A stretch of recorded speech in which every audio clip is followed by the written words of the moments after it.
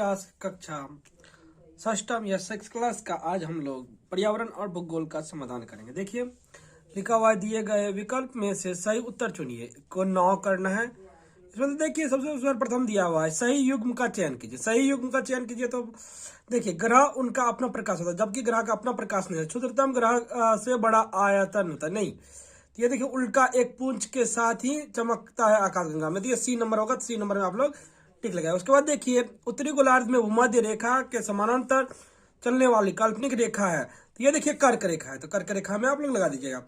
कर्क अरुणाचल प्रदेश ये है, कर्क रेखा गुजरती है, तो ये पश्चिम बंगाल से। उसके बाद देखिए सूर्य की परावैंगनिक किरण के हानिकारक प्रभावों से हमारी रक्षा करने वाले ओजोन परत है, तो समताप मंडल में होता है, तो असमताप मंडल में आप लोग लगा दीजिएगा। उसके बाद देखिए अटलांटिका की प्राकृतिक वनस्पति का उदाहरण है मांस। तो भारत की मरुस्थल मिट्टी की सबसे महत्वपूर्ण विशेषता के रूप है कम जल प्रतिधारण क्षमता।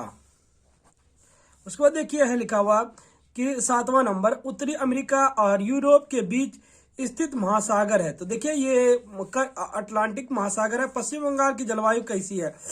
गर्म और आर्द्र है, तो गर्म और आर्द्र में लगा दीजिए। 9वां नंबर देखिए भारत की पश्चिम में बहने वाली नदी है, तो नर्मदा नदी है, तो नर्मदा नदी में आप लोग लिख दीजिएगा। उसके बाद देखिए आगे बढ़ते हैं हम लोग। रिक्त स्थानों को पूर्ति कीजिए। देखिए समुद्र के निकट किसी स्थान की जलवायु प्राकृतिक पर निर्वासित है।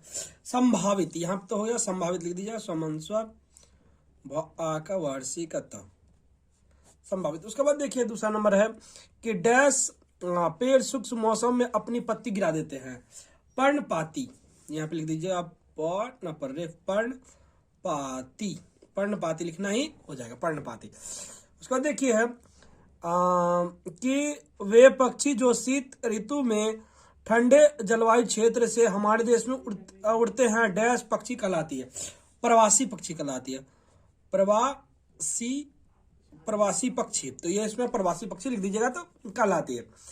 उसके बाद देखिए लिखा हुआ है कि यदि कथन सत्य है तो टी लिखे और यदि एफ और टी लिखना है। पहला देखिए है गोलाकार पृथ्वी का मध्य भाग उभरा हुआ है क्योंकि यह तेज गति से घूमता है, तो ये ट्रू है, तो इसमें आप लोग टी लिख दीजिएगा। ये पहला नंबर टी।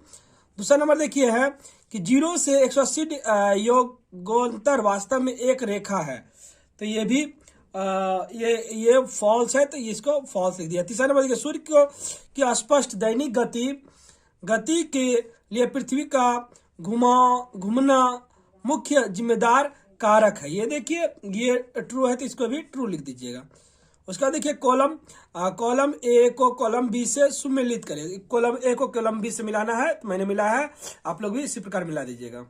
देखिए आर्द्रता का हाइग्रोमीटर, भारत की सबसे ऊंची चोटी गार्डविन आस्टिंग, अक्षुण्ण भूमि का क्षेत्र पैजियान, इतना ही लिखना है। उसके बाद देखिए 5.1 का आंसर नहीं मिला तो 5.2 का मैंने लिख दिया। देखिए क्षितिज क्या है? रेगिस्तान के किनारे पर खड़े होकर या समुद्र के किनारे खड़े होकर ऐसा लगता है जैसे सवरण गति एक वृत्त में आकाश के साथ विलीन हो गई हो। इस काल्पनिक रेखा को क्षितिज रेखा कहते हैं, अर्थात मिलता हुआ प्रतीत होता है। उसके बाद देखिए 5.3 जलमंडल कैसे बनता है? तो जलमंडल की सृष्टि का निर्माण के बारे में मैंने लिख दिया है, इसी प्रकार आप लोग भी लिख दीजिएगा।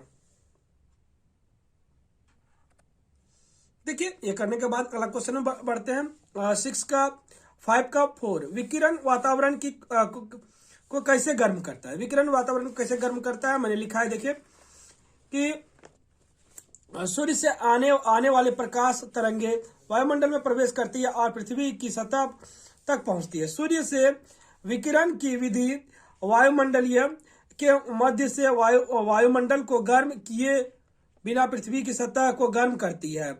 गर्म सतह की गर्मी विकिरित करने के बाद सतह से सटी हवा की परत गर्म होती है, इससे ही वातावरण धीरे धीरे गर्म हो जाता है। इतना ही लिखना पर्याप्त है। उसके बाद देखिए 6 का 1 लिखा हुआ है कि पृथ्वी के काल्पनिक अक्ष पर काशीय तल के साथ झुकाव दर्शन के लिए एक समतल आरेख है। इसके बारे में देखिए पहले थोड़ा सा लिख दीजिएगा, ऐसे मैंने जैसे लिख दिया है इसको लिखने के पश्चात आप लोग क्या कीजिएगा कि ये चित्र बना दीजिएगा तो हो जाएगा। उसके बाद देखिए 6 का 2 जलोढ़ मिट्टी की 3 विशेषता, जलोढ़ मिट्टी की 3 विशेषता है तो ये लिख दीजिएगा। यह मिट्टी भूर भूरा होता है। इस मिट्टी के कण आपस में बंधकर कोई ठोस शैल नहीं बनाते हैं। इस मिट्टी का निर्माण नदी द्वारा लाई गई मिट्टी से होता है।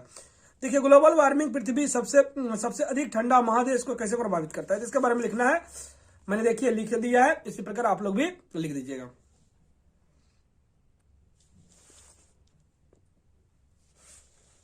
क्वेश्चन नंबर 7 का 1 देखिए, उत्तर से दक्षिण तक के हिमालय की 3 समांतर श्रेणी का संक्षिप्त विवरण दीजिए। विवरण दे दिया है मैंने। देखिए सर्वप्रथम इस प्रकार लिख दीजिएगा। इसके बाद हिमाद्री हिमालय लिखने के बाद लिखिएगा हिमाचल हिमालय के बारे में थोड़ा लिख दीजिएगा।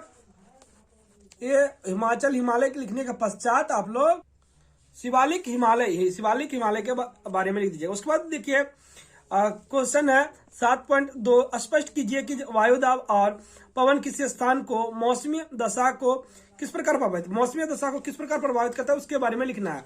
मैंने देखिए पॉइंट करके लिख दिया है वायुदाब। ये लिखने के पश्चात आप लोग वायुदाब का बारे में लिख दीजिएगा।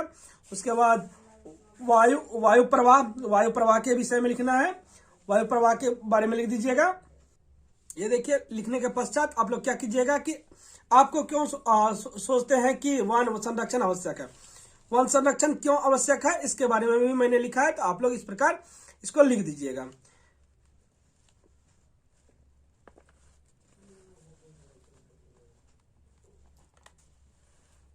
इस प्रकार हम लोगों का क्लास 6 का ज्योग्राफी भूगोल का समाधान हो गया।